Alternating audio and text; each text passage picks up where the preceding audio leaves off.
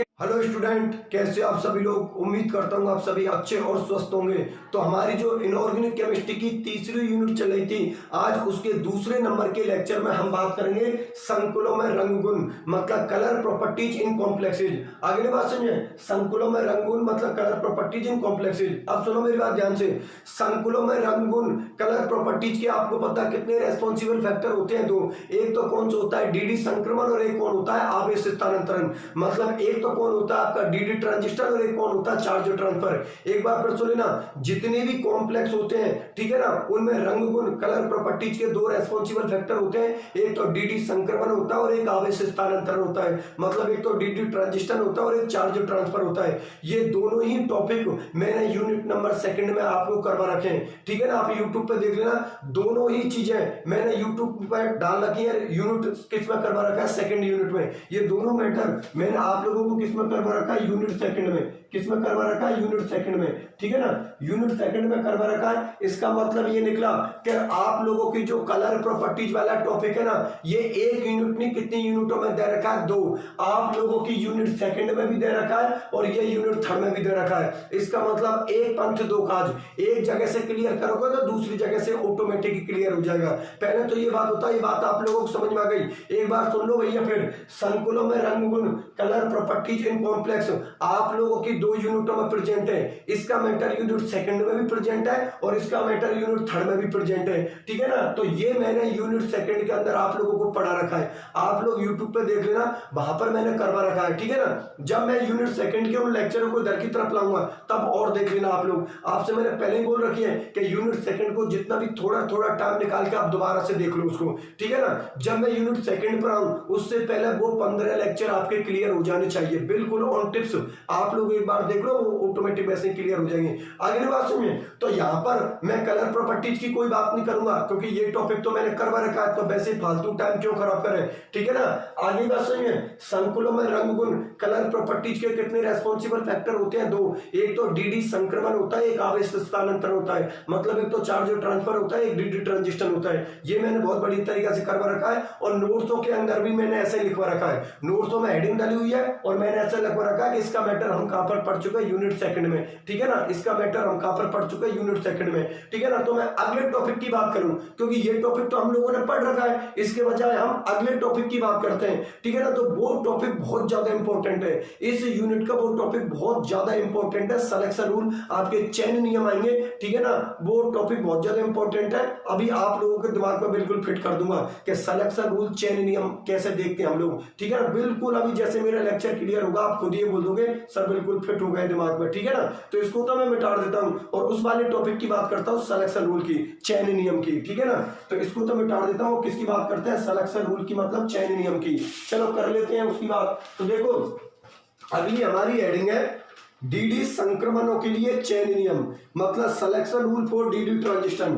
अगला टॉपिक हमारा कौन सा है? डीडी संक्रमणों के लिए, डीडी संक्रमणों के लिए, डीडी संक्रमणों के लिए चयन नियम, चयन नियम।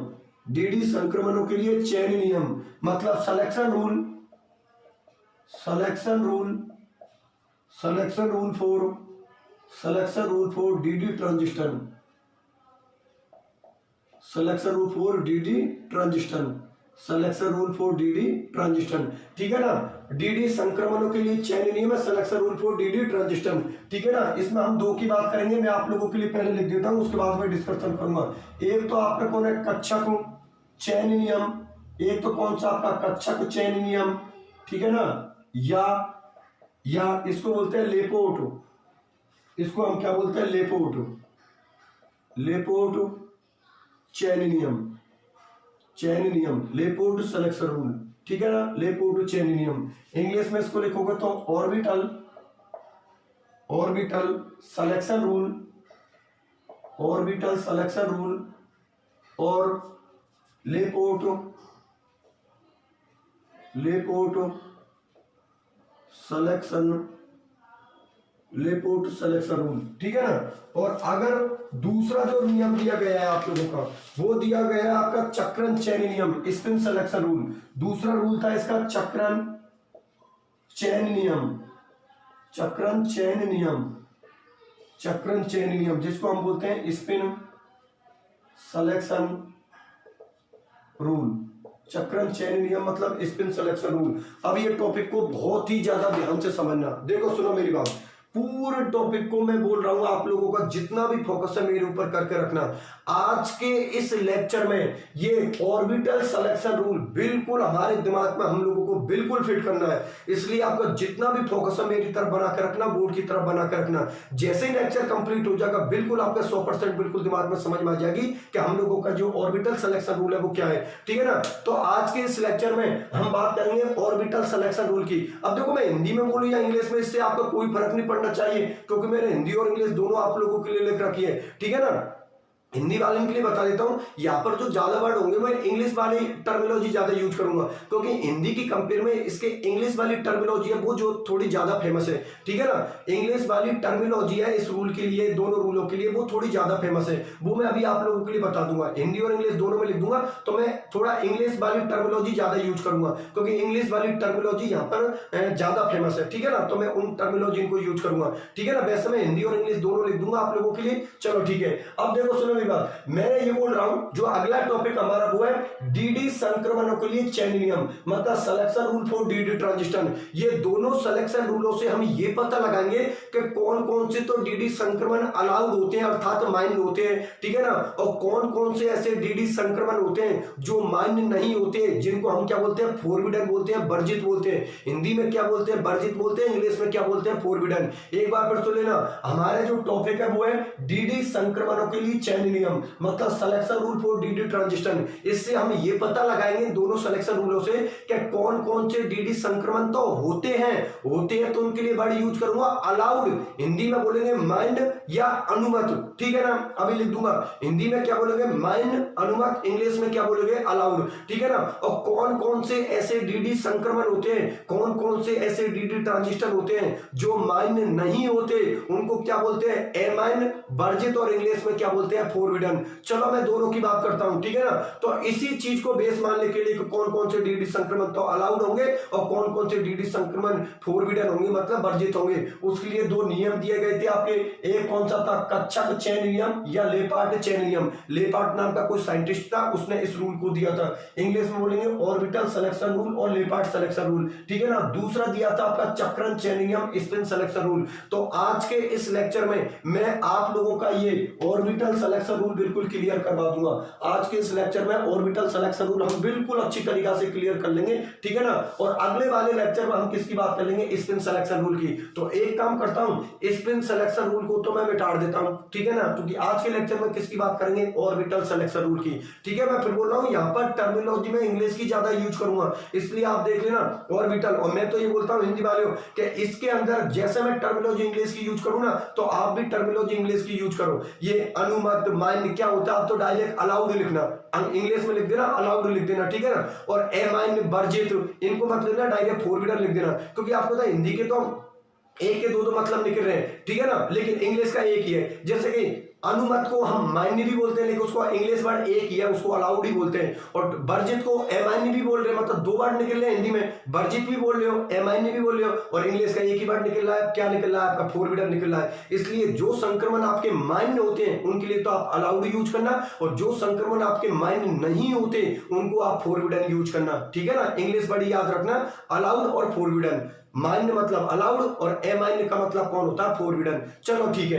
अब आगे ना बात समझ में कि कितने रूल दिए गए थे, कितने सिलेक्शन रूल दिए गए थे, दो सिलेक्शन रूल दिए गए थे। एक तो ऑर्बिटल सिलेक्शन रूल और एक कौन सा दिया गया था, स्पिन सिलेक्शन रूल। मतलब एक तो कच्छप चयन नियम और एक चक्रण चयन नियम। मैं एक काम करता हूं, स्पिन सिलेक्शन रूल को मैं मिटा देता हूं, क्योंकि आज के इस लेक्चर में हम किसकी बात करेंगे, ऑर्बिटल सिलेक्शन रूल की। ये लो, इसको मैंने क्या कर दिया, मिटा दिया। अब बात करते हैं हम ऑर्बिटल सिलेक्शन रूल की। ध्यान से समझना बिल्कुल कि ऑर्बिटल सिलेक्शन रूल का मतलब क्या होता है।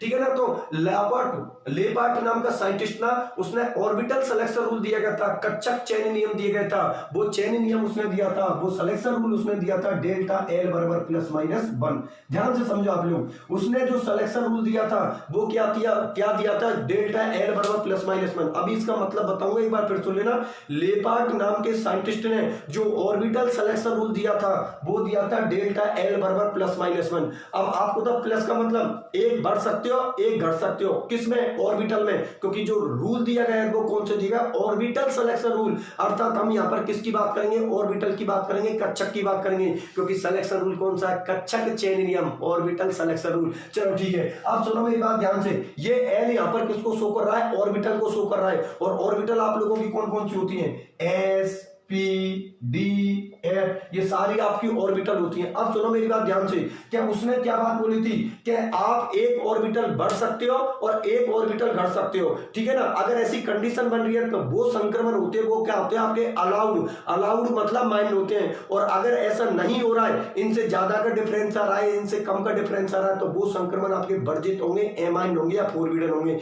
ठीक है ना। तो सुनो मेरी बात ध्यान से कि देखो ट्रांजिस्टर की बात करता हूं, क्या मैं यहां पर लिख देता हूं, देखो एस का पी के अंदर ट्रांजिस्टर हो सकता है, बिल्कुल एस का पी में ट्रांजिस्टर हो सकता है और पी का एस में ट्रांजिस्टर हो सकता है, क्योंकि जब एस से पी में जाते हो तो प्लस 1 होता है और जब पी से एस में वापस आते हो तो माइनस 1 होता है। अर्थात ये लेपर्ड को फॉलो कर रहा है बिल्कुल। लेपर्ड ने क्या बात बोली थी कि जब आप किसी ऑर्बिटल में जाते हो तो एक का डिफरेंस होना चाहिए, वो आप उसमें जा सकते हो वापस आ सकते हो। जैसे कि एस से आप पी में जा सकते हो, मतलब एस से इलेक्ट्रॉन को आप पी में पहुंचा सकते हो और पी से वापस आप एस में ला सकते हो। क्यों, क्योंकि डेल्टा एल बराबर क्या हो गया, प्लस माइनस 1, एक का डिफरेंस आना चाहिए। तो आप लोगों को पता है एस से और पी में एक का ही डिफरेंस होता है। अरे भाई एस पी डी एफ, इसका मतलब एस से जब आप पी में जाते हो तो कितने का डिफरेंस आता है, एक का। लेकिन पी से एस में आते हो तब भी एक का डिफरेंस होता है। बस अंतर इतना होता है कि एस से पी में जाते हो तो प्लस 1 होता है और पी से एस में आते हो उल्टे तो क्या होता है आपका माइनस 1। इसका मतलब ये ट्रांजिस्टर आपका अलाउड होगा किसके अकॉर्डिंग, लापोर्ट के अकॉर्डिंग।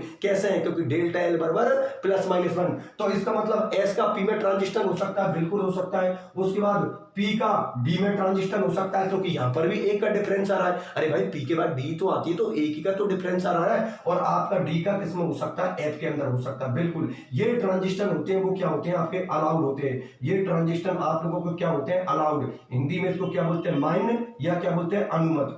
हिंदी में इसको क्या बोलते हैं, मान्य या अनुमत। और इंग्लिश के लिए तो एक ही वर्ड है, अलाउड, ठीक है ना। तो आप अलाउड वर्ड को ज्यादा ध्यान में रखना और आपकी जो एग्जाम है उसमें भी आप अलाउड लिखना, ठीक है। अगर हिंदी में लिखना चाहो हिंदी में भी कोई दिक्कत नहीं, मान्य लिख सकते हो, अनुमत, लेकिन थोड़ा अलाउड वर्ड थोड़ा ज्यादा सही रहेगा। चलो ठीक है, अब सुनो मेरी बात, एक बार फिर बता देता हूं। लेपार्ट सिलेक्शन रूल कच्छक चेन नियम था, वो क्या था आपका, डेल्टा एल बराबर प्लस माइनस 1। इसका मतलब जो आपकी ऑर्बिटल है उनके बीच में केवल एक का डिफरेंस आना चाहिए। अगर एक से कम का डिफरेंस आ रहा है या एक से ज्यादा का डिफरेंस आ रहा है तो ध्यान में रखना वो संक्रमण आपके अलाउड नहीं होंगे, वो संक्रमण होंगे आपके फोरबिडन, अर्थात वो मान्य नहीं होंगे, अर्थात वो संक्रमण आपके नहीं होंगे। कैसे, इधर देखो सुनो मेरी बात, ये तो आपके कौन हो गए, अलाउड संक्रमण, अलाउड ट्रांजिशन। ये तो कौन सा होगा आपके अलाउड ट्रांजिशन, अलाउड, ठीक है ना। एक बार फिर बता देता हूं, डेल्टा एल बराबर प्लस माइनस 1 आपका ऑर्बिटल सिलेक्शन रूल है। इसका मतलब एस से पी में जा सकते हो तो प्लस 1 आता है और पी से एस में आते हो तो माइनस 1 आता है। इसका मतलब ये अलाउड है,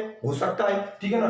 पी से डी में जाते हो तब भी एक का डिफरेंस होता है और डी से पी में आते हो तब भी एक का डिफरेंस होता है, ठीक है ना। डी से एफ में जाते हो तब भी एक का डिफरेंस होता है और एफ से जब डी में आते हो तब भी एक का डिफरेंस होता है, ठीक है ना। प्लस का मतलब एस से पी में जाते हो तो प्लस 1 और पी से एस में वापस आते हो तो हो जाता है आपका माइनस 1। इसका मतलब ये लेपार्ट को फॉलो कर रहा है। लेपार्ट को अगर ये फॉलो कर रहा है तो ये संक्रमण आपको कौन होगा, अलाउड, माइंड होगा, क्योंकि डिस्टेंस जो आपकी दूरी है, डिस्टेंस या अंतराल बोल सकता हूं, गैप बोल सकता हूं, वो किसका आ रहा है, एक का आ रहा है। अरे भाई एस के बाद पी तो आती है तो अलाउड है, पी के बाद डी तो आती है तो अलाउड है और डी के बाद कौन होती है, एफ ही तो होती है तो अलाउड है। कितने का डिफरेंस हो रहा है, एक का डिफरेंस हो रहा है। इसका मतलब ये तीनों ही ट्रांजिस्टर आपके अलाउड होते हैं। चलो मैं अब अगले और ऑर्बिटलों की बात करता हूं। अब सुनो मेरी बात ध्यान से, एस का एस में नहीं हो सकता क्योंकि डिफरेंस कितने का आ रहा है, 0 का।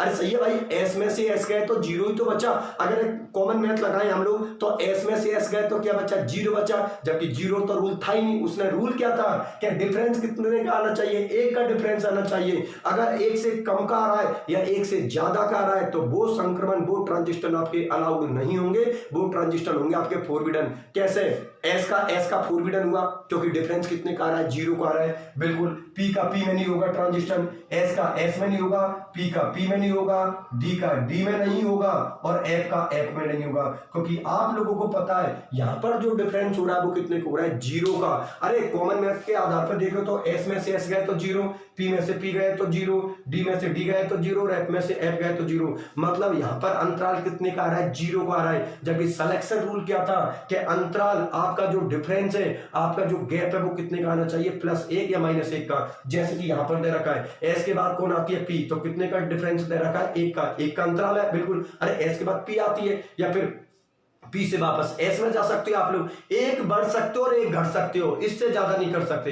सीधे शब्दों में बोल दूं मैं इसको, सीधे शब्दों में यह है कि ऑर्बिटलों के अंदर आप एक बढ़ सकते हो, एक घट सकते हो। अगर ऐसी कंडीशन फॉलो हो रही है तो वो ट्रांजिशन आपके अलाउड होंगे, अर्थात होंगे। और अगर इनसे ज्यादा का डिफरेंस हो रहा है, एक से या एक से कम का डिफरेंस हो रहा है, तो वो ट्रांजिशन आपके फोरबिडन होंगे, अर्थात वो नहीं होंगे। जैसे कि ये चारों ट्रांजिशन आपके फोरबिडन है, ये नहीं होंगे क्योंकि डिफरेंस कितने का आ रहा है, 0 को आ रहा है। जबकि सिलेक्शन रूल 0 का नहीं था, सिलेक्शन रूल तो क्या था, डेल्टा एल बराबर +-1। तो ये ट्रांजिशन आपके कौन हुए, फोरबिडन। चलो बहुत अच्छी बात है, एक दो और देख लेते हैं। अब मैं आप लोगों से एक चीज पूछता हूं यार, मुझे एक बात बताओ, क्या एस का डी में हो सकता है, नहीं, एस का डी में नहीं होगा क्योंकि डिफरेंस कितने का आ रहा है, 2 का आ रहा है, क्योंकि बीच में पी आ रही है। एस के बाद कौन आती है, पी, और फिर पी के बाद कौन आती है, डी, तो डिफरेंस कितने का आ रहा है, 2 का। इसका मतलब ये ट्रांजिस्टर नहीं होगा, नहीं होगा, नहीं होगा, नहीं होगा, और एस का डी में भी नहीं होगा क्योंकि डिफरेंस कितने का आ रहा है, 2 का आ रहा है। बात समझ में आ गई? तो मैं ऐसा बोल सकता हूं कि पी का एफ में भी नहीं होगा, क्योंकि अगर पी से एफ में जाते हो तो आपको होता है बीच में डी आ जाती है, तो ये ट्रांजिस्टर भी आपका नहीं होगा क्योंकि यहां पर डिफरेंस कितने का आ रहा है, +-2 का आ रहा है, और यहां पर डिफरेंस कितना आ रहा है आपका, +-0 का आ रहा है। पहले तो ये बात बताओ, ये बात आप लोगों को समझ में आई या नहीं आई? एक बार फिर सुन लो भैया, यहां पर जो डिफरेंस आ रहा है वो +-0 का आ रहा है, और यहां पर जो डिफरेंस आ रहा है वो +-2 का आ रहा है। इसका मतलब आप लोगों के ये ट्रांजिस्टर है, वो ट्रांजिस्टर आपके कौन होंगे, फोरबिडन होंगे, अर्थात ये ट्रांजिस्टर आपके मान्य नहीं होंगे। ठीक है ना, ये ट्रांजिस्टर आपके मान्य नहीं होंगे, तो इनको क्या बोलेंगे, फोरबिडन। इनको क्या बोलेगा, फोरबिडन। फोरबिडन को हिंदी में क्या बोलते हैं, एमाइन। फोरबिडन को हिंदी में क्या बोलते हैं, एमाइन, एमाइन या वर्जित, एमाइन या वर्जित। ठीक है ना, तो ये तो इसकी हिंदी इंग्लिश हो गई। एमाइन वर्जित को इंग्लिश में क्या बोलते हैं, फोरबिडन, और माइन अनुमत को इंग्लिश में क्या बोलते हैं, अलाउड ट्रांजिस्टर। अब मैं इनके लिए इंग्लिश वर्ड यूज करूंगा, अलाउड और फोरबिडन यूज करूंगा। अलाउड का मतलब मान्य होते हैं और फोरबिडन का मतलब मान्य नहीं होते हैं। अब सुनो मेरी बात ध्यान से, मैंने क्या बात बताई है एक बार फिर बता देता हूं मैं आप लोगों के लिए। अरे सीधे शब्दों में एक चीज का मतलब रखो कि जो ऑर्बिटल सिलेक्शन रूल था वो था डेल्टा एल बराबर +-1। एक बढ़ सकते हो ऑर्बिटलों के अंदर, एक घट सकते हो। अगर ऐसी कंडीशन फॉलो हो रही है तो वो ट्रांजिस्टर आपके कौन होंगे, अलाउड। अगर इससे कम का गैप हो रहा है या इससे ज्यादा का गैप हो रहा है तो वो ट्रांजिस्टर आपके कौन होंगे, फोरबिडन ट्रांजिस्टर होंगे। कैसे, एक बार फिर देख लेना, डेल्टा एल बराबर +-1। देखो एस का पी में हो सकता है, बिल्कुल डिफरेंस कितने का आ रहा है, 1 का। पी का डी में हो सकता है, बिल्कुल डिफरेंस कितने का आ रहा है, 1 का। और डी का एफ में हो सकता है, बिल्कुल डिफरेंस कितने का आ रहा है, 1 का। इसका मतलब ये तीनों ट्रांजिस्टर आपके कौन होंगे, अलाउड ट्रांजिस्टर, अर्थात ये ट्रांजिस्टर होंगे। चलो इनकी बात कर लेता हूं। एस का एस में नहीं होगा क्योंकि डिफरेंस 0 का आ रहा है, पी का पी में नहीं होगा क्योंकि डिफरेंस 0 का आ रहा है, डी का डी में नहीं होगा क्योंकि डिफरेंस कितने का आ रहा है, 0 का। एफ का एफ में नहीं होगा क्योंकि डिफरेंस कितने का आ रहा है, 0 का। और एस का डी में नहीं हो सकता क्योंकि डिफरेंस कितने का आ गया, 2 का। और पी का एफ के अंदर नहीं हो सकता क्योंकि डिफरेंस कितने का आ रहा है, 2 का। जबकि ये तो रूल दिया ही नहीं था। रूल क्या था, सिलेक्शन रूल क्या था, डेल्टा एल बराबर +-1। मतलब डिफरेंस आप लोगों का या अंतराल या गैप आप लोगों का ऑर्बिटलों के अंदर कितने का आना चाहिए, 1 का। अगर ऐसी कंडीशन हो रही है तो वो आपका अलाउड ट्रांजिस्टर होगा, ऐसी कंडीशन नहीं हो रही तो वो आपका फोरबिडन ट्रांजिस्टर होगा। तो ये कोई सा भी ट्रांजिस्टर आपका अलाउड नहीं होगा, ये सारे ट्रांजिस्टर आपके क्या होंगे, फोरबिडन, अर्थात ये ट्रांजिस्टर नहीं होंगे। और ये सभी ट्रांजिस्टर आपके कौन होंगे, अलाउड होंगे, अर्थात ये ट्रांजिस्टर आपके माइंड होंगे। चलो ठीक है, बहुत अच्छी बात है। यहां तक उसने डिस्कशन कर लिया था, किसने, लापोर्ट ने। ठीक है ना, क्योंकि आपको बताया ऑर्बिटल सिलेक्शन रूल कौन से साइंटिस्ट ने दिया था, लापोर्ट नाम के साइंटिस्ट ने दिया था। इसलिए एग्जाम में क्वेश्चन कक्षा मतलब ऑर्बिटल सिलेक्शन रूल से भी आ सकता है और एग्जाम में क्वेश्चन लापोर्ट सिलेक्शन रूल से भी आ जाता है। ठीक है ना, तो आप किसी से नाम से आपको क्या फर्क पड़ता है, मैंने तो दोनों ही नाम लिख दिए। ऑर्बिटल सिलेक्शन रूल से भी वो क्वेश्चन पूछ सकता है या लापोर्ट सिलेक्शन रूल से भी क्वेश्चन पूछ सकता है। सकता है, एक ही बात है, ठीक है ना, क्योंकि ऑर्बिटल सिलेक्शन रूल किसने दिया था? लापोर्ट नाम के साइंटिस्ट ने। तो पहले तो ये बात होता है, ये बात आप लोगों को समझ में आ गई। 100 बात की एक बार डेल्टा एल बराबर प्लस माइनस 1। ये लो, कोई पूछे क्या Laporte selection rule, orbital selection rule बताओ, आपका एक ही जवाब होगा डेल्टा एल बराबर प्लस माइनस 1। कोई पूछे यार इसका मतलब बताओ, तो आपका जवाब क्या होगा कि भाई ऑर्बिटलों के अंदर जब आप जाते हो तो एक बढ़ सकते हो, एक घट सकते हो। कोई पूछे कैसे, एग्जांपल दो, तो आपका जवाब होगा कि भाई आप एस से पी में जा सकते हो, मतलब एस से इलेक्ट्रॉन को पी में पहुंचा सकते हो, और पी से वापस आप एस में ला सकते हो। मतलब ये ट्रांजिस्टर आपका माइन होगा किसके अकॉर्डिंग? लापोर्ट के अकॉर्डिंग, ठीक है। पी का डी में पहुंचा सकते हो, डी का वापस से किस में ला सकते हो? पी में। अगर ऐसी कंडीशन हो रही है तो ये भी अलाउड होगा। और डी से आप इलेक्ट्रॉन को एफ में पहुंचा सकते हो, एफ से वापस से डी में ला सकते हो, ठीक है ना। अगर ये ट्रांजिस्टर ऐसी कंडीशन में फॉलो हो रही है तो वो ट्रांजिस्टर आपके अलाउड हो जाएंगे, ठीक है ना। और ये कंडीशन मैंने आपको अभी बताई दी, अगर ऐसी कंडीशन हो रही है तो ये ट्रांजिस्टर आपके कौन होंगे? फॉरबिडन, क्योंकि यहां पर जो डिफरेंस है वो डेल्टा एल बराबर प्लस माइनस नहीं आ रहा है, ये डेल्टा एल बराबर प्लस माइनस से कम आ रहा है या ये ज्यादा आ रहा है। अगर ऐसी कंडीशन हो रही है तो ऐसे ट्रांजिस्टर फॉरबिडन होंगे और ऐसे ट्रांजिस्टर आपके अलाउड होंगे। चलो मैं बात मानता हूं यहां तक तो आप लोगों को समझ में आ गया कि ठीक है सर कोई प्रॉब्लम नहीं है, कर लेंगे। ऑर्बिटल सिलेक्शन रूल था वो डेल्टा एल बराबर प्लस माइनस 1 था, ठीक है। यहां पर एल किसको शो कर रहा है? ऑर्बिटल को शो कर रहा है। चलो ठीक है, यहां तक बात। फिर उसके बाद लापोर्ट ने बात की, ठीक है, चलो ठीक है भाई, ये तो उसने एक्सप्लेन कर दिया। उसके बाद में उसने ऑर्बिटल की सिमेट्री बताई थी कि भाई ऑर्बिटलों के अंदर हम सिमेट्री कैसे देखते हैं। तो आप अच्छी तरीके से जानते हो सिमेट्री दो प्रकार की होती है। एक सिमेट्री तो होती है आपकी सम और एक होती है विषम, मतलब एक तो होती है जीरेड और एक होती है अनजीरेड। हिंदी वाले सुन लो आप लोग, यहां पर भी इंग्लिश वर्ड ज्यादा फेमस है, सम जीरेड और विषम अनजीरेड,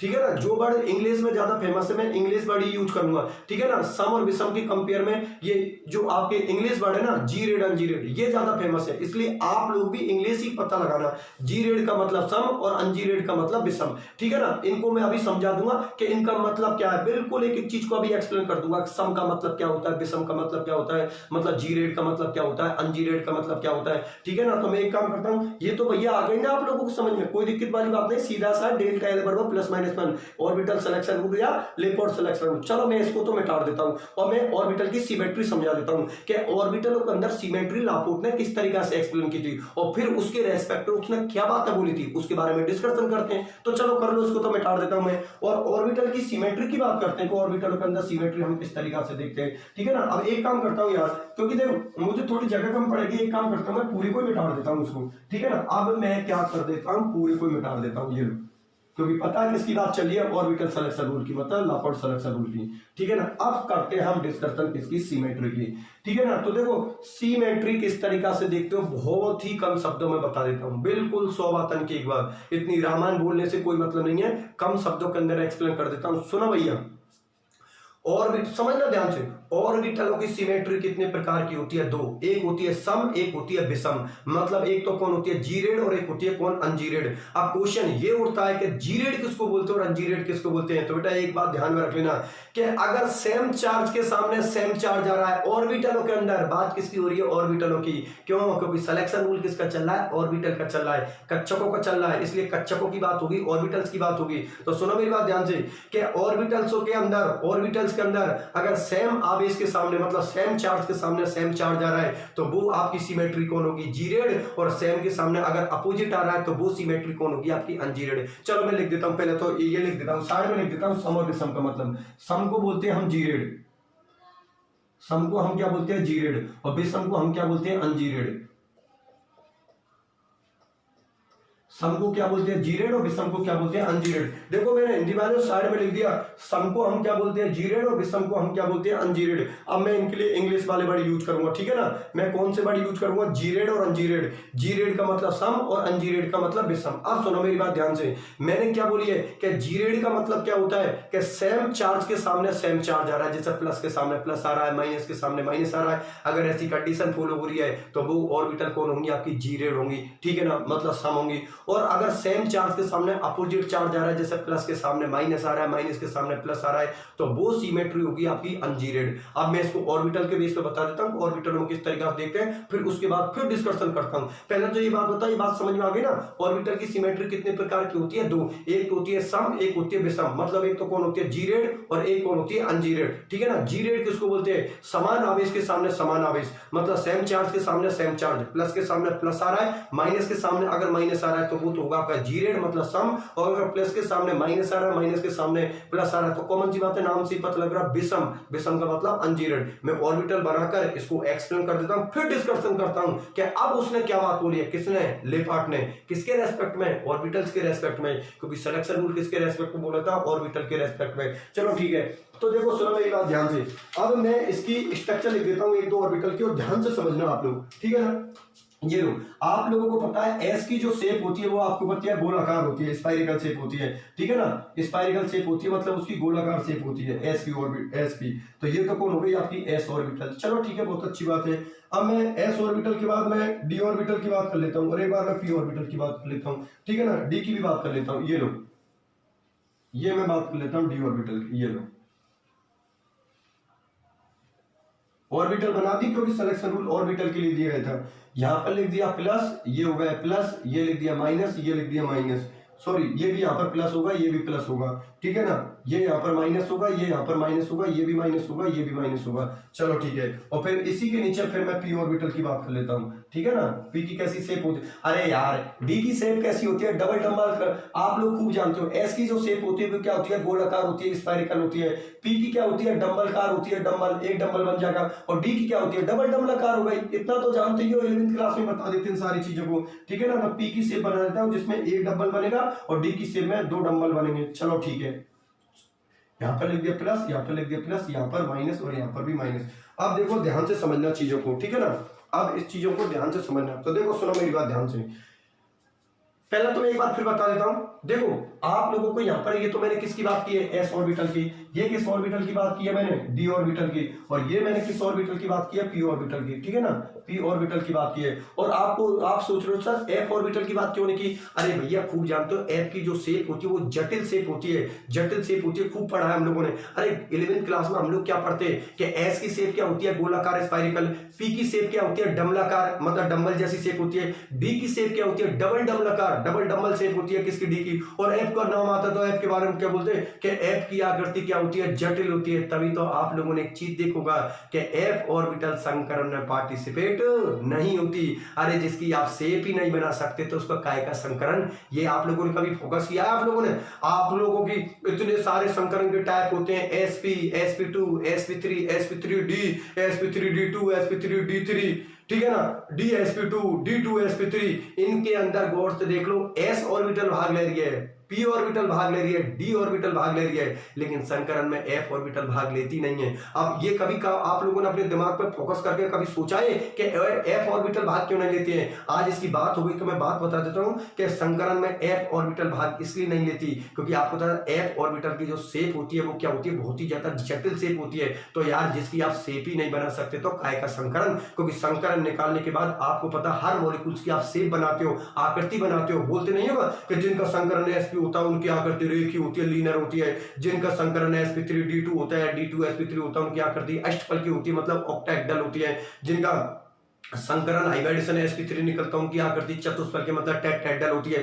ठीक है ना। लेकिन जब एफ की बात होती है तो एफ की तो कोई शेप बना ही नहीं सकता क्योंकि इसकी जटिल शेप होती है, ठीक है ना। इसीलिए संकरण के अंदर आपकी एफ ऑर्बिटल पार्टिसिपेट नहीं होती। ये सारी वो चीज है जो आपकी सब्जेक्ट को बहुत ज्यादा सॉलिड करती है। आगे नहीं मेरी बात सही में, क्योंकि मैं आपको पहले ही बोल चुका हूं हर एक चीज का आपका कारण पता होना चाहिए। वो तो यहाँ पर एफ ऑर्बिटल की बात हो गई कि वास्तव में देखो आपको पता मैं पूरे टॉपिक को बिल्कुल कॉन्सेप्ट बेस से लिख रहा हूं। मैंने यहाँ पर एस ऑर्बिटल को शो कर दिया, मैंने यहाँ पर पी ऑर्बिटल को शो कर दिया, मैंने यहाँ पर डी ऑर्बिटल को शो कर दिया, मैंने एफ की यहाँ पर कोई बात ही नहीं की, एफ की बात नहीं की। स्टूडेंट को ये क्वेश्चन हो सकता है सर आपने एफ की शेप क्यों नहीं बनाई, तो भैया एफ की शेप बना ही नहीं सकते तो मैं कैसे बना दूंगा। आगे बात समझ में, क्योंकि हम खूब जानते हैं 11वीं क्लास में क्या पढ़ते हैं कि एस की आकृति क्या होती है, गोलाकार, पी की क्या होती है, डमलाकार, पी की क्या होती है, डमलाकार, और डी की क्या होती है, डबल डमलाकार। और एफ के बारे में क्या लिखते हैं, एफ की आकृति क्या होती है, जटिल, ठीक है ना, कॉम्प्लेक्स टाइप की स्ट्रक्चर होती है उसकी, जिसको हम नॉर्मल वे में नहीं बना सकते, ठीक है ना, नहीं बना सकते तो उसका संकरण भी नहीं निकल सकता। और यहाँ पर हम शेप की भी बात नहीं करेंगे। चलो ठीक है, तो 3 की बात कर लेते हैं, एस की बात कर लेते हैं, डी की बात कर लेते हैं, पी की बात कर लेते हैं, ठीक है। अब सुनो मेरी बात ध्यान से,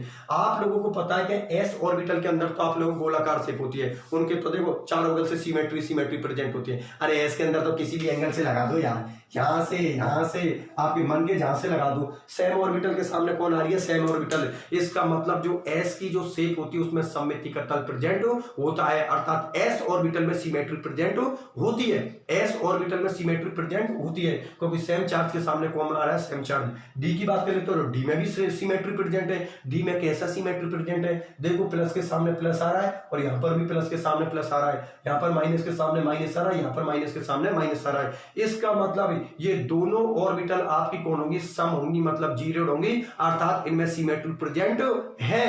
सिमेट्री अगर प्रेजेंट है तो मैं ऐसे लिख दूं सममिति, अर्थात इनमें सिमेट्री प्रेजेंट होती है। हम लोगों को कैसे पता लगा कि इनमें सिमेट्री प्रेजेंट होती है, अरे भैया समान आवेश के सामने समान आवेश आ तो रहा है यार, यहाँ पर प्लस के किसी भी एंगल से देख लो एस को, तो एस की तो गोलाकार शेप होती है, किसी भी एंगल से काट कूट के देख लो आप लोग, प्लस के सामने प्लस आएगा, प्लस के सामने प्लस आ रहा है, इसका मतलब सिमेट्री प्रेजेंट है यार। और यहाँ पर डी ऑर्बिटल के अंदर भी आप लोग देख लो, प्लस के सामने प्लस आ रहा है, यहाँ पर प्लस के सामने प्लस, यहाँ पर माइनस के सामने माइनस, यहाँ पर माइनस के सामने माइनस, इसका मतलब सिमेट्री प्रेजेंट है। तो इनके अंदर सिमेट्री प्रेजेंट होती है, इसलिए एस ऑर्बिटल और डी ऑर्बिटल को हम बोलते हैं जी रेड, मतलब सम। एस ऑर्बिटल और डी ऑर्बिटल को हम क्या बोलते हैं, जी रेड, क्या बोलते हैं, जी रेड बोलते हैं, मतलब हम सम बोलते हैं। अब मैं बात करता हूं पी ऑर्बिटल की, तो पी ऑर्बिटल के अंदर आपको पता सिमेट्री प्रेजेंट नहीं है, वो हम लोगों को कैसे पता लगा, देखो यहाँ पर प्लस है और यहाँ पर मैंने क्या लिखा, माइनस है, यहाँ पर क्या लिखा है प्लस और यहाँ पर कौन लिखा, माइनस है, मतलब समान, अब इसके सामने कोई दूसरा चार्ज आ रहा है, मतलब सेम साइन के सामने अपोजिट साइन आ रहा है, जैसे प्लस के सामने कौन आ रहा है, माइनस, और इधर माइनस के सामने प्लस आ रहा है, कैसे भी कर लो, प्लस के सामने माइनस आ रहा है, प्लस के सामने माइनस आ रहा है, इधर से देखो तो माइनस के सामने प्लस आ रहा है, माइनस के सामने प्लस आ रहा है। और आपको मैंने क्या बात बोली है कि अगर समान आवेश के सामने अपोजिट चार्ज आ रहा है, दूसरा चार्ज आ रहा है, तो वो सिमेट्री आप उसमें प्रेजेंट नहीं होगी, अर्थात वो कौन होंगे, असम्मिति। असम्मिति बोल दो, विषम बोल दो, अनजीरेड बोल सकते हो आप लोग, ठीक है ना। तो इसमें क्या प्रेजेंट होती है, एसिमेट्री, एसिमेट्री, ठीक है ना, मतलब असम्मिति, असम्मिति जिसको आप विषम भी बोल सकते हो। विषम का मतलब क्या होता है, आप लोगों को लिख दिया अनजीरेड, और यहाँ पर सिमेट्री प्रेजेंट होती है, इसलिए इसको मैंने क्या बोल दिया, जीरेड। चलो ठीक है, ये बात आप लोगों को समझ में आ गई। अरे आगे के बात समझ में यार, सीधे से टॉपिक है, क्या प्रॉब्लम है आप लोगों को। ऑर्बिटल की सिमेट्री कितने प्रकार की होती है, दो प्रकार की सिमेट्री होती है, एक तो होती है जीरेड, एक होती है अनजीरेड। जीरेड किसको बोलते हैं, प्लस के सामने प्लस आ रहा है या माइनस के सामने माइनस आ रहा है, तो वो हो गई आपकी जीरेड, और प्लस के सामने माइनस आ रहा है, माइनस के सामने प्लस आ रहा है, वो हो गई आपकी अनजीरेड। क्या प्रॉब्लम है इसमें, फिर मैंने ऑर्बिटल बनाई है, एस बना दी, पी बना दी, डी बना दी, एफ नहीं बनाई, क्योंकि एफ की आकृति नहीं बना सकते हम लोग, नहीं बना सकते, तो वहां पर उसका कोई डिस्कशन नहीं किया है, ठीक है ना। एस के अंदर गोलाकार शेप होती है, किसी भी एंगल से देख लो उसमें सिमेट्री प्रेजेंट होती है, क्योंकि समान आवेश के सामने समान आवेश आ रहा है। डी की बात करते हैं, यहां पर भी सिमेट्री प्रेजेंट है, यहां पर देख लो प्लस के सामने प्लस आ रहा है, माइनस के सामने माइनस आ रहा है, मतलब इनमें दोनों में सिमेट्री प्रेजेंट होती है, इसलिए एस ऑर्बिटल और डी ऑर्बिटल क्या होती है, आपकी जी रेड होती है, ठीक है ना। जी रेड मतलब सम होती है, सिमेट्री प्रेजेंट होती है। चलो मैं बात करता हूँ एफ की, सॉरी पी की। पी में क्या देखा था कि अपोजिट साइन आ रहा है, प्लस के सामने माइनस आ रहा है, माइनस के सामने प्लस आ रहा है, इसका मतलब ये कौन होगी, विषम होगी, मतलब अनजीरेड हो गई। और सुन लो मेरी बात ध्यान से, और ये तो हम लोगों ने डिस्कशन कर लिया। अब लापार्ट इनके बारे में क्या बोल रहा है, लॉकआउट, ठीक है ना, लेपार्ट क्या बोल रहा है इनके बारे में, उनके बारे में डिस्कशन कर लेता हूं। तो सुनो मेरी बात ध्यान से समझना। मैं साइड में लिख देता हूं, इधर देखो, मैं इधर साइड में लिख देता हूं, देखो कि G2G का मतलब समझे, जीरेड टू जीरेड, और U2U अनजीरेड टू अनजीरेड। ध्यान से समझना, अभी फिट हो जाएगी, ठीक है ना। एक बात करता हूं मैं जीरेड टू अनजीरेड, और एक बात करता हूं मैं ungeared to geared, ungeared to geared. अब सुनो मेरी बात ध्यान से, मैंने क्या बात बोली है, दो लिख दिया, जीरेड से जीरेड और अनजीरेड से अनजीरेड। यहां पर जीरेड टू अनजीरेड और अनजीरेड टू जीरेड, तो अनजीरेड टू जीरेड। एक बार फिर देख लेना, geared to geared, ungeared to ungeared, geared to ungeared और अनजीरेड टू जीरेड, मतलब सम सम विषम विषम, सम विषम विषम सम। चलो ठीक है, अब सुनो मेरी बात है। अब वो क्या बात बोल रहा है, समझ लो ध्यान से, ये तो हमने समझ लिया। अब वो बात बोल रहा है, अब वो क्या बात बोल रहा है कि जिनकी सिमेट्री समान होती है, जिनकी सिमेट्री समान होती है, जहां पर सिमेट्री समान है, जी के सामने जी आ रहा है और यू के सामने यू आ रहा है, जिनकी सिमेट्री समान होती है वो ट्रांजिस्टर आपके क्या होते हैं, फोरबिडन होते हैं, अर्थात मान्य नहीं होते। तो ये ट्रांजिस्टर तो आपका कौन होगा, फोरबिडन, फोरबिडन होगा, अर्थात ये ट्रांजिशन आप लोगों के मान्य नहीं होंगे। इसका मतलब जिन ऑर्बिटलों की सिमेट्री सेम होती है वो संक्रमण आपके नहीं होते, वो ट्रांजिशन आपके नहीं होते। अगर वो ट्रांजिशन नहीं होते तो उनको क्या बोलते हैं? फोरबिडन। फोरबिडन का मतलब नहीं होते। अब क्या बोलिए कि जिनकी सिमेट्री असमान होती है। असमान कैसे है कि जी रेड के सामने अनजी रेड आ रहा है या अनजी रेड के सामने जी रेड आ रहा है, इसका मतलब सिमेट्री असमान है, अपोजिट हो गई। अगर सिमेट्री असमान है तो ऐसे ट्रांजिशन आप लोगों के क्या होते हैं? अलाउड ट्रांजिशन होते हैं, अर्थात ये ट्रांजिशन आपके कौन होते हैं? मान्य होते हैं, और ये ट्रांजिशन आपके मान्य नहीं होते।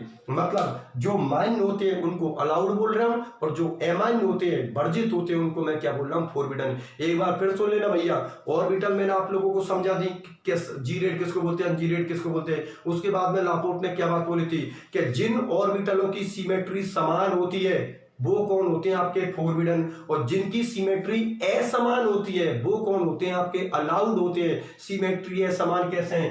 G2U और U2G, ठीक है, अलाउड होंगे।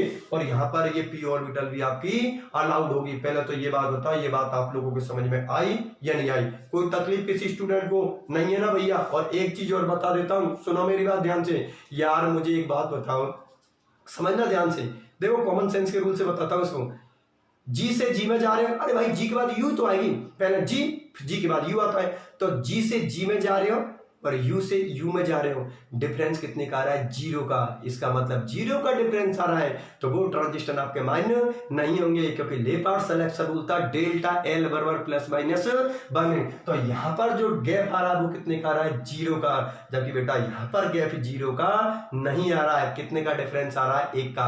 अरे जी से यू में ही तो जाती हो आप लोग, या यू से जी में आते हो, तो डिफरेंस कितने का आ रहा है? 1 का। और यही तो सिलेक्शन रूल था, डेल्टा एल बराबर प्लस माइनस 1। एक बढ़ सकते हो और एक घट सकते हो, इसका मतलब ये ट्रांजिशन आपका अलाउड होगा, क्योंकि डेल्टा एल बराबर प्लस माइनस 1। बस ये बात बोलना चाहता था आपका लापोर्ट। मेरी बात समझ में आई या नहीं आई? तो कितने पैराग्राफ बना दिए? 2 पैराग्राफ बना दिए।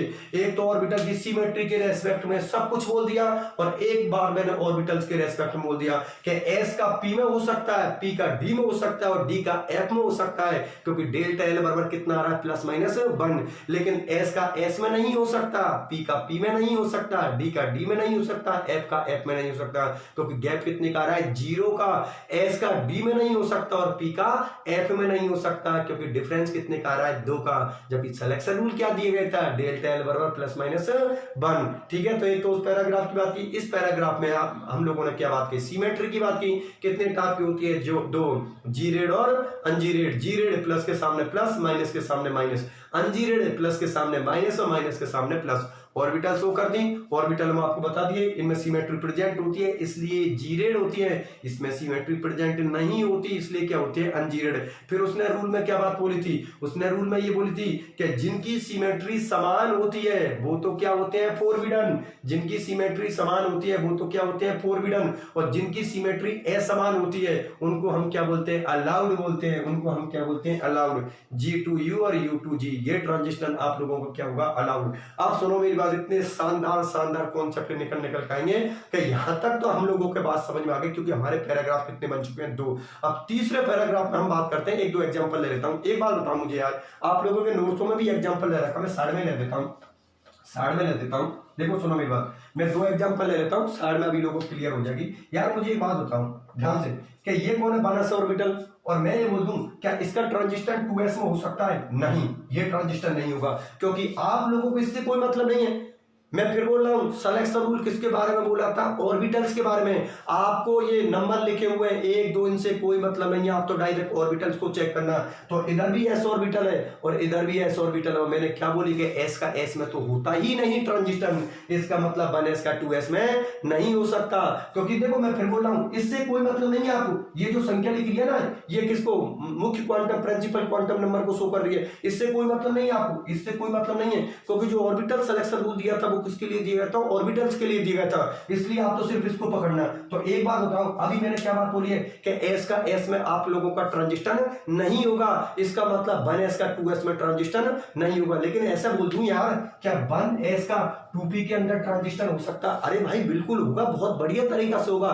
कैसे होगा? क्योंकि s का p में ट्रांजिशन तो हो सकता है, s का p में ट्रांजिशन हो सकता है, तो ऐसे ट्रांजिशन को क्या बोलते हैं? Allowed transition. मेरी बात समझ में आई नहीं आई? तो दो आप लोगों के एग्जांपल ले रखे हैं। क्या ले रखा है? 1s का 2s में होगा? अरे नहीं होगा, क्योंकि s का s में नहीं होता। क्या 1s का 2p में हो सकता? बिल्कुल हो सकता है, क्योंकि डिफरेंस कितने का आ रहा है? एक का आ रहा है। 1s से 2s में ले जा 1s से 2p के अंदर इलेक्ट्रॉन ले जा सकते हो, और 2p से वापस 1s में इलेक्ट्रॉन ले जा सकते हो, क्योंकि डिफरेंस दोनों का कितना आ रहा है? एक। S से P में जाते हो तो प्लस के वन, और P से S में आते हो तो आपका क्या हो जाएगा? माइनस के वन। इसका मतलब दोनों ही, ये ऊपर वाला ट्रांजिशन होगा वो आपका फोरबिडन होगा, और नीचे वाला ट्रांजिशन आपका अलाउड होगा। मतलब S का P के अंदर ट्रांजिशन हो सकता है। चलो ठीक है, हमारी बात यहां पर आप पहुंची। लेकिन अब देखो एक कॉन्सेप्ट निकल रहा बहुत जबरदस्त तरीका से, ध्यान से समझना। यहां तक तो लापोर्ट बड़ा उछल रहा था कि मजा आ गया, मैंने सिलेक्शन रूल दे दिया। समझना ध्यान से, अब देखो इतना अच्छा कॉन्सेप्ट निकलेगा। लापोर्ट खुश है, मजा आ रहा है लापोर्ट के, मतलब उसका सिलेक्शन रूल, उसने सोच लिया कि मजा आ गया, मेरा सिलेक्शन रूल सक्सेस हो गया। लेकिन वो एक चीज बताना भूल गया। क्या भूल गया? सुनो, लोग बागों ने उससे पूछी थी कि लापोर्ट एक बात बता, ध्यान से समझना, देखो मेरी बात पर फोकस करना भी आप लोगों को समझ में, और समझने वाले तो समझ गए होंगे, समझने वाले समझ गए होंगे मैं किसकी बात करने वाला हूं। सुनो मेरी बात, आप लोगों को पता है कि कलर के लिए रेस्पॉन्सिबल फैक्टर कौन होता है? डी ट्रांजिशन, ठीक है ना? डी ट्रांजिशन, अर्थात डी ट्रांजिशन होते हैं, T2G के इलेक्ट्रॉन किसमें जाता है? Eg में। अर्थात डी ट्रांजिशन होते हैं तो डी ट्रांजिशन कौन सा होता है? अलाउड ट्रांजिशन होता है। जबकि लापोर्ट के अकॉर्डिंग में फोरबिडन ट्रांजिशन निकल रहा है, क्योंकि डी से डी में जा रहे हो तो डिफरेंस कितने का आ रहा है? 0 का। अर्थात अभी आप लोगों के सामने डी से डी में ट्रांजिशन की बात की थी, वो ट्रांजिशन लापोर्ट के अकॉर्डिंग फोरबिडन निकल रहा था। अर्थात लापोर्ट के अकॉर्डिंग डी ट्रांजिशन नहीं हो रहा था, लेकिन डी ट्रांजिशन तो होता है, और उसी की वजह से कॉम्प्लेक्सों में कलर शो होते हैं। तो लोग बागों ने उससे पूछी लापोर्ट से कि एक बात बता भाई, बड़ा अच्छा रहा है तू इतनी देर से, तू ये बात बता, जितने भी कॉम्प्लेक्स होते हैं उनमें डी ट्रांजिशन होता है जो कलर शो करते हैं, और कलर के लिए रेस्पॉन्सिबल फैक्टर डी ट्रांजिशन होता है। अर्थात डी ट्रांजिशन तो होता है, लेकिन तू तो यहाँ पर इसको फोरबिडन बता रहा है। लापोर्ट को अपनी गलती का पता लग गया कि यार ये तो मैंने मिस्टेक कर दी, ठीक है ना? क्योंकि डी ट्रांजिशन तो होता है, क्योंकि उसी की वजह से कॉम्प्लेक्स कलर शो करते हैं। आप लोगों को पता ना कि डी ट्रांजिशन की वजह से कॉम्प्लेक्स कलर शो करते हैं, ठीक है ना? और लापोर्ट के अकॉर्डिंग वो फोरबिडन निकल रहा है। फिर लापोर्ट को पता लगा कि यार ये तो मेरी मिस्टेक हो गई। फिर लापोर्ट ने अपनी बात को सुधारने के लिए कुछ बातें और अलग से बता दी कि भाई अगर कोई ट्रांजिशन, अगर डी ऑर्बिटल में ये कंडीशन आप अप्लाई कर दोगे, अगर डी के अंदर ये कंडीशन अप्लाई कर दोगे, तो आपका जो फोरबिडन ट्रांजिशन है डी, वो आपका किसमें कन्वर्ट हो जाएगा? अलाउड ट्रांजिशन में। तो क्वेश्चन एग्जाम में इस तरीका से आता है कि लापोर्ट सिलेक्शन रील के लिए ढील या शीतलताएं लिखी हैं, ठीक है ना? इंग्लिश मीडियम वाले शीतलता ढील को इंग्लिश में क्या बोलते हैं? रिलैक्सेशन लिखिए। लापोर्ट सिलेक्शन रील के लिए रिलैक्सेशन लिखिए। उसका मतलब ये होता है, लापोर्ट सिलेक्शन रूल की रिलैक्सेशन का मतलब समझे कि लापोर्ट अपनी गलतियों को सुधारने की कोशिश करता है, और ये बोलता है कि हाँ भाई, लापोर्ट ने बात मान ली कि हाँ भाई मैं आप लोगों की बात मानता हूं, डी ट्रांजिशन बिल्कुल होता है, लेकिन मैं उसके लिए कुछ कंडीशन बता रहा हूं। मतलब कौन कंडीशन बता रहा है? लापोर्ट। वो ये बोलेगा कि हाँ बिल्कुल डी ट्रांजिशन होगा, लेकिन इन कंडीशनों को अगर कोई कॉम्प्लेक्स शो कर देगा ना तो डी ट्रांजिशन हो जाएगा। मतलब डी ट्रांजिशन जिसको मैं फोरबिडन बोल रहा था ना, वो आपका किसमें कन्वर्ट हो जाएगा? अलाउड ट्रांजिशन में, ठीक है ना? तो वो क्वेश्चन बनता है आपका लापोर्ट सिलेक्शन नियम के शिथिलताएं या ढील, इंग्लिश में क्या बोलते हैं? लापोर्ट सिलेक्शन रूल के लिए रिलैक्सेशन। इस तरीके से क्वेश्चन आ जाए तो उसके 3 पॉइंट यहां पर लिखाऊंगा, आप लोग आराम से कर लेना। पहले तो ये बात होता है, ये बात आप लोगों को समझ में आ गई, और लापोर्ट की गलती लग गई ना आपको पता? अरे आप लोगों को लग गई ना लापोर्ट की गलती पता? लापोर्ट के अकॉर्डिंग अभी आप लोगों ने देखा था डी ट्रांजिशन क्या था? फोरबिडन था भाई। लापोर्ट के अकॉर्डिंग अभी हम लोगों ने देखा था डी ट्रांजिशन नहीं हो रहा था, क्योंकि गैप कितने का आ रहा है? 0 का आ रहा था। जबकि उसका सिलेक्शन रूल क्या था? डेल्टा एल बराबर प्लस माइनस 1 था। उसका क्या था? डेल्टा एल बराबर प्लस माइनस 1 था। लेकिन यहाँ पर तो गैप कितना आ रहा है? 0। ये डी ट्रांजिशन फोरबिडन था, ठीक है ना? लोग बागों का क्वेश्चन पुट करने पर फिर लापोर्ट ने कुछ अपनी नियम में शिथिलताएं दी, रिलैक्सेशन दिए, ठीक है ना? अपनी बात को सही करने के लिए उसने 1-2 चीजें बताई थी, जिससे आपका ये डी संक्रमण, डी ट्रांजिशन फोरबिडन होने के बाद किसमें कन्वर्ट हो जाता? अलाउड ट्रांजिशन में। अलाउड ट्रांजिशन में हो जाता बिल्कुल, क्योंकि यही डी ट्रांजिशन कलर के लिए रेस्पॉन्सिबल होता है। तो मैं एक काम करता हूं, वो रिलैक्सेशन लिख देता हूँ आप लोगों के लिए। 3 रिलैक्सेशन बहुत बढ़िया तरीका से कर लेना यार, ठीक है ना। और इसी के साथ आपका लापोर्ट सिलेक्शन रूल फ्री हो जाएगा। क्या प्रॉब्लम है यार, सीधा सा टॉपिक है, कोई तकलीफ है? और इतने दिनों से ऑर्बिटल सिलेक्शन रूल क्या होता है सर, और भैया तो इतने सारे स्टूडेंटों को सर ऑर्बिटल सिलेक्शन रूल को एक्सप्लेन कर दो सर, बिल्कुल नहीं आ रहा है, और इसमें तो सर बहुत ज्यादा कंफ्यूज हो रहा है। अरे काय का कंफ्यूज है यार, ये ऑर्बिटल सिलेक्शन रूल है, ठीक है ना। चीजों को अगर बिल्कुल आप बेसिक से लोगे, चीजों को अगर समझ के लोगे तो कोई भी चीज टफ नहीं होती यार। आप लोग अगली बार समझे, ये चीज मैं आप लोगों से भी बोल रहा हूँ, किसी भी चीज को जितने ज्यादा बेसिक से लोगे चीज उतनी ही ज्यादा सॉलिड होती है। और वही कंडीशन ऐसी होती है जो आपकी सब्जेक्ट को सॉलिड बनाती हैं। ये छोटी छोटी चीजें होती है ना, यही आपकी सब्जेक्ट को सॉलिड बनाती है, और इन्हीं को आप बेसिक बोलते हो, इन्हीं को आप कॉन्सेप्ट बोलते हो, ठीक है ना। कॉन्सेप्ट किसको बोलते हैं? इन्हीं चीजों को कॉन्सेप्ट बोलते हैं। जब आपको बारीकी सब्जेक्ट की बारीकी पता होता है ना, बोलते हैं कि भाई वो तो उस सब्जेक्ट का स्पेशलिस्ट है। स्पेशलिस्ट का मतलब ये कि एक एक चीज का उसको पूरी उस सब्जेक्ट की बारीकी पता है कि सब्जेक्ट में क्या हो रहा है, ठीक है ना। तो मैं रिलैक्सेशन लिख देता हूं, फिर रिलैक्सेशन के बारे में बात करके और ऑर्बिटल सिलेक्शन रूल को फिनिश कर देते हैं। चलो ठीक है, कर लो भाई बात, ठीक है, मिटा देता हूं। अरे ये तो बात समझ में आ गई ना, अरे इसमें कोई तकलीफ नहीं है। चलो एक काम करता हूं कि मैं उन रिलैक्सेशन की बात कर लेता हूं, फिर एक बार कम शब्द में और एक्सप्लेन कर दूंगा, जिससे कि और अच्छी तरीका से एक बार और समझ में आ जाएगा आपका। चलो ठीक है, मैं मिटा देता हूं, ठीक है भैया, बढ़िया भाई।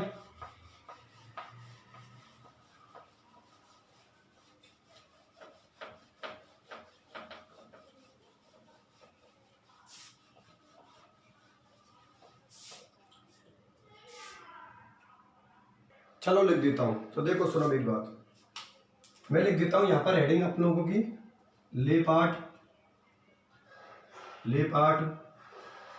कक्षा को, ले पाठ कक्षा को चयन नियम में ढील इंग्लिश में क्या बोलते हैं? रिलैक्सेशन। मैं इंग्लिश भी लिख देता हूं उसकी, ठीक है ना। ले पाठ कक्षक चयन नियम में, ले पाठ कक्षक चयन नियम में ढील, इंग्लिश में क्या बोलोगे? रिलैक्सेशन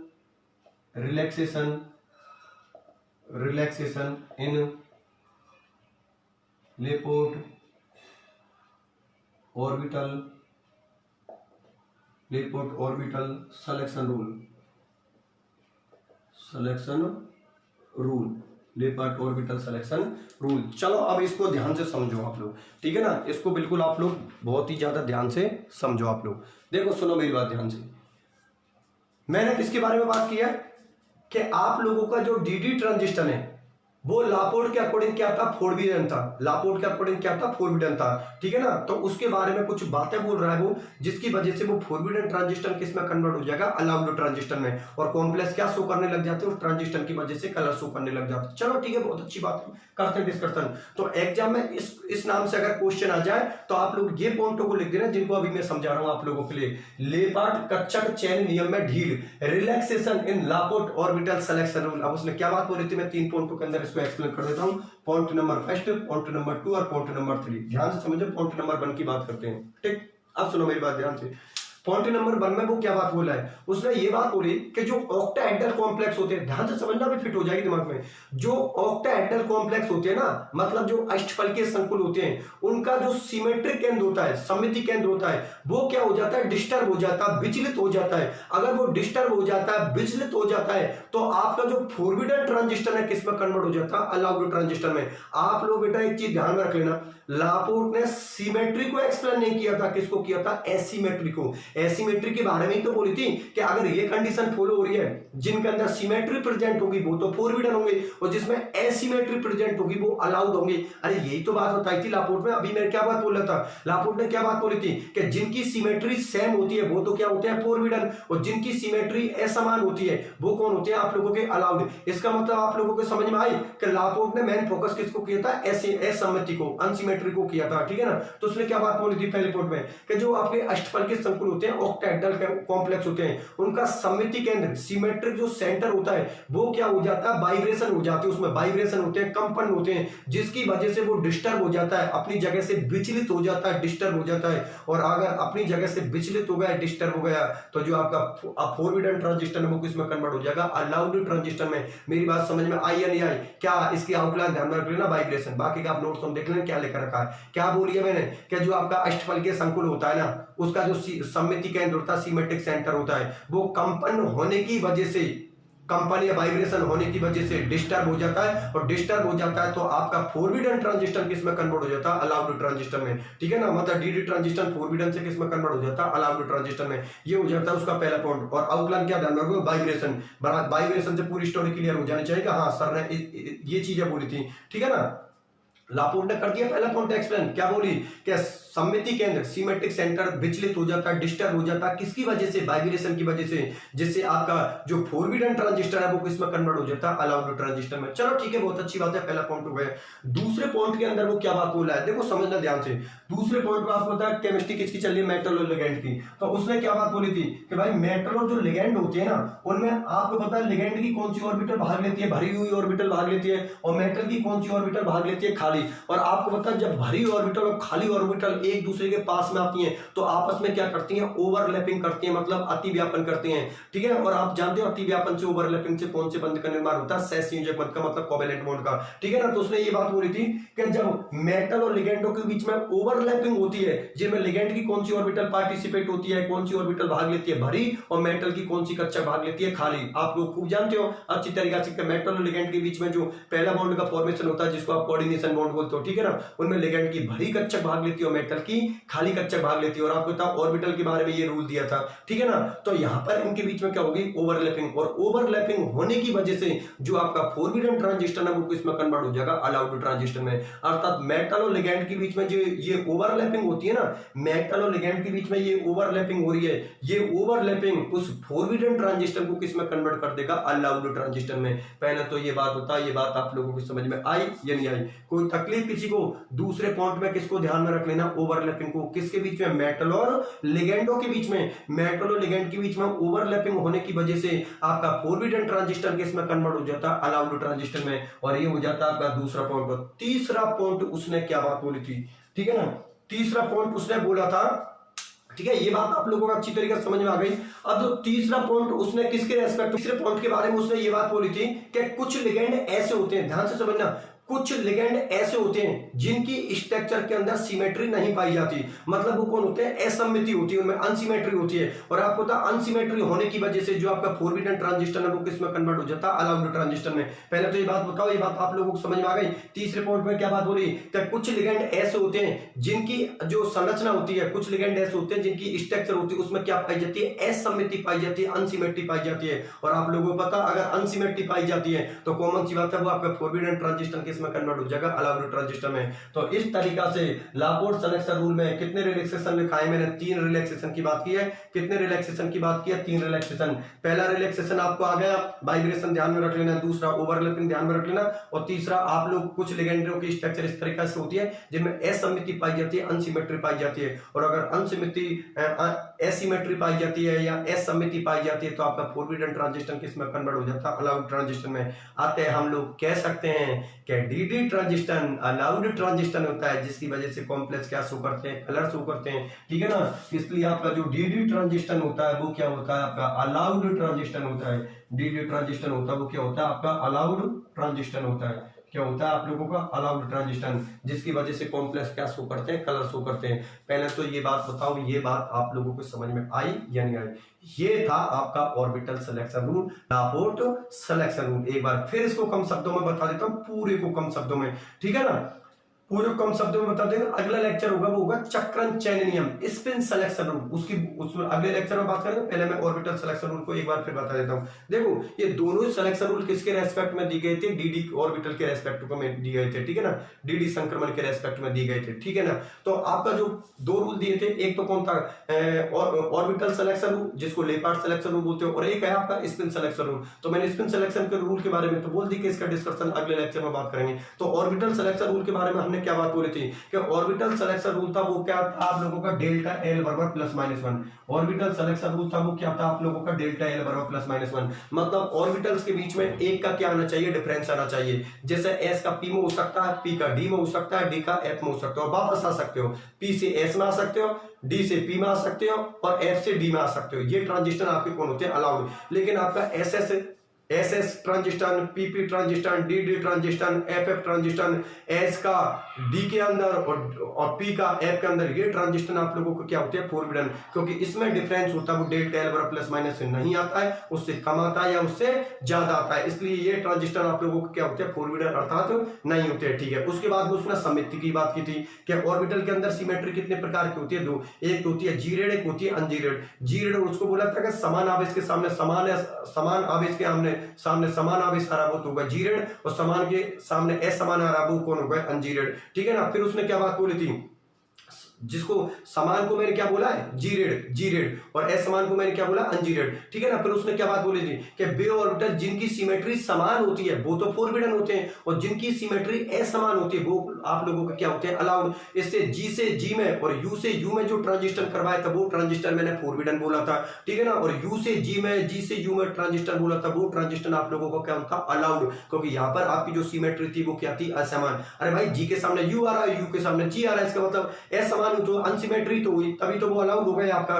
ठीक है ना, चलो ये बात समझ में आ गई। उसके बाद एक एग्जांपल लिया, जैसे 1s का और 2s का लिया था, वो ट्रांजिस्टर नहीं होगा क्योंकि s का s में नहीं होता, और एक लिया था 1s का मैंने किस में लिया था 2p के अंदर लिया था, तो बिल्कुल s का तो p में ट्रांजिस्टर हो सकता है। चलो ठीक है, ये हम लोगों ने यहां तक पढ़ लिया था 3 पैराग्राफ में। उसके बाद हम लोगों ने एक चीज का डिस्कशन किया था कि भाई बहुत अच्छी बात है उसने लापोर्ट ने सिलेक्शन रूल दे दिया। उसके बाद हम लोगों को पता लगा कि जो डी ट्रांजिस्टर जिसकी वजह से कॉम्प्लेक्स कलर शो करते हैं वो लापोर्ट के अकॉर्डिंग फोरबिडन निकल रहा था, जबकि डी ट्रांजिस्टर तो हम पढ़ते हैं कि वो तो ट्रांजिस्टर होता है।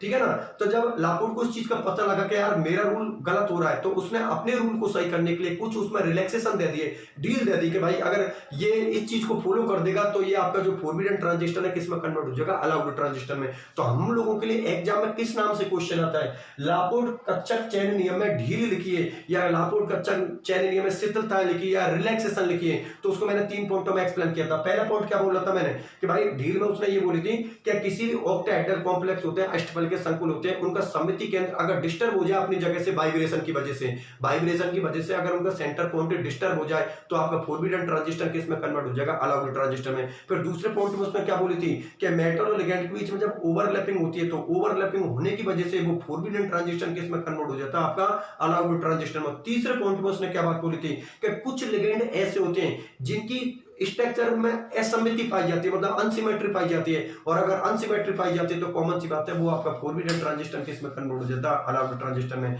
तो पूरे टॉपिक का एक डिस्कशन कंप्लीट ये निकल के आता है कि डी ट्रांजिस्टर आपका अलाउड ट्रांजिस्टर होता है, अर्थात वो ट्रांजिस्टर होता है और इसी ट्रांजिस्टर की वजह से कॉम्प्लेक्स क्या शो करते हैं कलर शो करते हैं। बस ये चीज थी आपकी, ये है आपका ऑर्बिटल सिलेक्शन रूल। और 100 बातन की एक बात, डेल्टा एल बराबर प्लस माइनस 1, ये डेल्टा एल बराबर प्लस माइनस 1 आपका ऑर्बिटल सिलेक्शन रूल है। ठीक है, आगे ने बात समझ में अच्छी तरीके से। चलो ठीक है, अब हम अगले लेक्चर पढ़ाई करते रहो। अब यहां तक मैटर उतार लेना आप लोग, यहां तक मैटर उतार लेना। नोट तो मेरी हेडिंग नहीं डली हुई है, आप लोग हेडिंग डाल लेना। लेपार्ड कच्चक चैन, वो जो पॉइंट है ना, पॉइंट से पहले आप हेडिंग डाल लेना, लेपार्ड कच्चक चैन नियम में ढील रिलैक्सेशन। ठीक है ना, ये हेडिंग डाल के फिर वो 3 पॉइंटों को लिखना आप लोग। ये हेडिंग डाले वो नोट्सों में आप लोग देख लोगे, आपको पता लग जाएगा। ये हेडिंग डाल के फिर पॉइंटों को लिखोगे तो थोड़ा ज्यादा सही रहेगा। ठीक है ना, तो जितने भी स्टूडेंट इस वक्त देख रहे हैं लेक्चर को, तो मैं बता देता हूं आप लोगों की वहां पर नोट्सों में हेडिंग नहीं डाल रखी है, तो आप लोग हेडिंग डालना और हेडिंग डालने के बाद फिर लिखना। मैं आप लोगों को बता देता हूँ नोट्सों के अंदर क्या दे रखी है।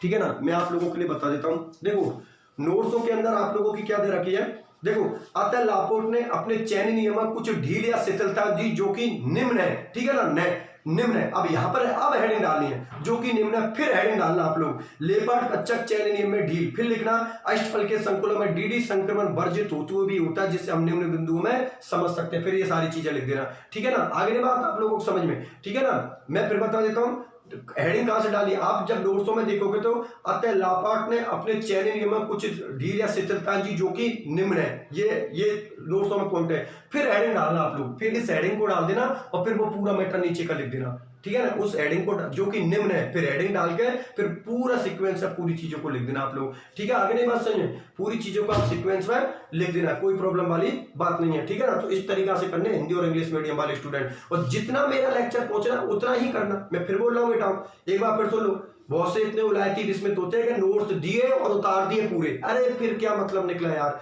नहीं, जितना मैं पढ़ाऊं उतने ही नोट्स उतारो आपको।